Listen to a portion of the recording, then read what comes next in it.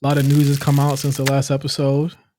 It's almost good that the expose came out today. I don't know if you've seen it, like the rolling a new Hollywood Reporter expose. It's like a 12-page long article about season 3 of Euphoria. Of course, if nobody knows, me and Mark's first podcast was called Overly Medicated. It was a Euphoria podcast, came out 2019, and promptly ended after Euphoria season 2, which took 3 years to come out, but it finally did. And Yep. at that point, me and Mark didn't know what we were going to do. We recapped the show. We talked about a lot of things, and it was a really fun time. A lot of people really liked the show. And when news came out that Euphoria season 3 was coming out, people were like, "Okay, you and Mark coming back?" And I'm like, "I don't really know if I want to watch the show. I don't want to. I don't know if I want to go through with this again because I didn't enjoy season 2." You could listen to that season, Mark. Listen back to that season, and I think by episode 4, I had already kind of just mentally checked. I was like, I'm not having fun anymore. These aren't fun episodes to watch to me. We were just kind of just going through the motions, and I was like, I would just rather not hate watch something. I gotta hate watch something after we record the show today, and I would really rather not do that either. There was a time, and this was pre-video, so you can't really go back and look at Overly, well, pre us doing a lot more video content on RNC, so you can't really go back and look at the episode and see our excitement and our disappointment in our faces when we were talking about that. But if you listen back to the first episode from season 2, Five and I are damn near high-fiving in the air, celebrating. Nate got punched in his damn face. It was great. The fun in the air of knowing that somebody about to get cheated on. Like, we had really high expectations for season 2, just off how much we ended up liking season 1. I think we approached it really well too, just being able to take that pod and really start taking a look into all the characters. That ended up being how we birthed our Green Award.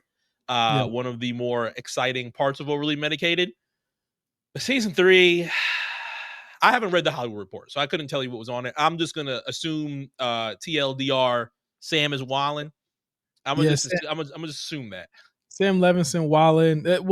If you haven't read it, you definitely should check it out. It's actually a really good read.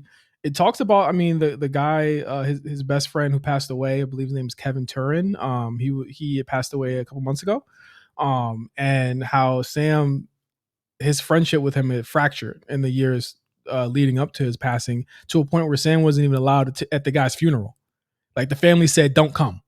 Wow. You know what I'm saying? And this was the guy that connected the dots for Euphoria. He connected the dots for The Idol. Those shows don't happen without this guy.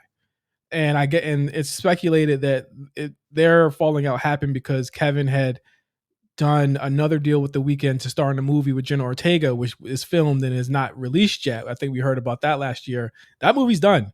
I think after The Idol, that movie will never see the fucking light of day. I'm just going to be real. After The Idol, I think The Idol, Mark, really changed a lot of things with Sam's career because they talk about the fractured relationship that he has with Zendaya. And that's a huge point of contention because she was unhappy with what was going on with The Idol. I didn't know this either. He was working on The Idol during season 2 of Euphoria.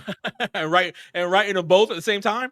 Yeah, so she was like, "Why the fuck?" She had a meeting with HBO. It says in the article, she had a meeting with the HBO heads. Like, why is he focused on this show and not this show, which is a fucking shit show right now? Yeah, and their relationships got frayed. And Sam was just like, everything is about Zendaya, and he wasn't happy with her getting movie roles and stuff like that. So like, they're actually not alleged in this article. They're allegedly not cool right now. So going into this, like, the only people that are really cool with it is Sydney Sweeney and Jacob Elordi. Like, they said that they got double money just to come back because of how big they are now. yeah. But it was Zendaya and Sam Levinson, though, those two are like the creative forces behind this show. They're not really fucking with each other. So when I read that, Mark, I'm like, this does not sound like a season that needs to happen, but they're forcing it to happen. HBO is basically getting in between it and making sure that this show happens and making sure that they try and have this happen. And you already know that we didn't like it from beforehand, just before even the Hollywood Report came out. We already didn't like the reports that were coming out saying, hey, they're graduating, they're going to college, they're gonna be a little bit older.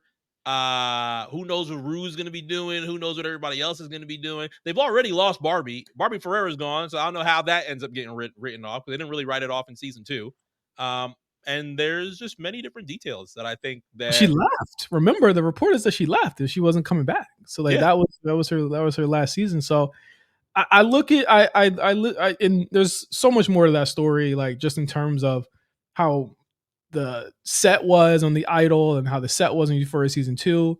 How Sam is kind of like not the most favored son over HBO right now. Mhm. Just all types of stuff like that. And I think that like, what do you think? I mean, does this sound like a show that's like not going to be a disaster like The Idol was? Because I look at this and I'm like, I don't know if this is something we want. We want to spend our Sundays doing and rewatching and potting as late as we did for Overly Medicated. So you let me know.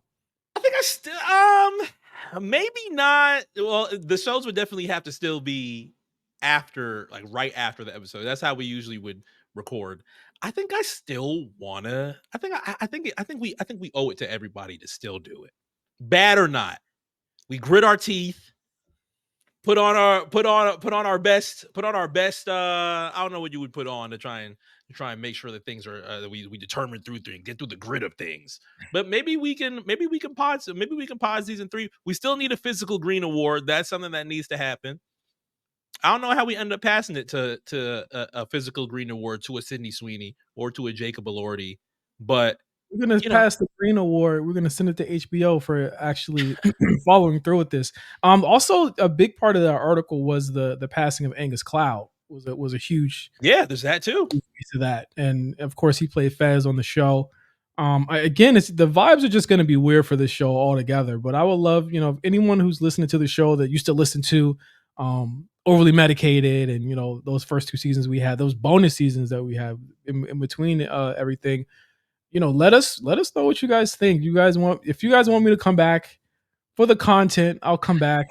The home will be here on the Black Print channel. Of course, we'll have Overly Medicated there. Maybe we'll bring the old episodes and put them back here so people can hear it, or maybe we'll Be good. upload them to our YouTube or something like that before the season comes out, so you can hear us with the terrible mics. We had worse mics then, and all of that. But No cams, bad mics. What else was going on back then? Wow, you were recording in Long Beach at the time. yeah, it was. I don't even remember what the setup looked like. It was a lot of. I think I was recording on the floor at one point when we were doing that show. I was in the closet, and my wife's our old apartment. I was on the closet, so it was because it was noise proof, on Mm. the floor with GarageBand open and the fucking mic. Like, that's our humble beginnings before we up leveled our whole fucking life. We bossed up our life, if you will.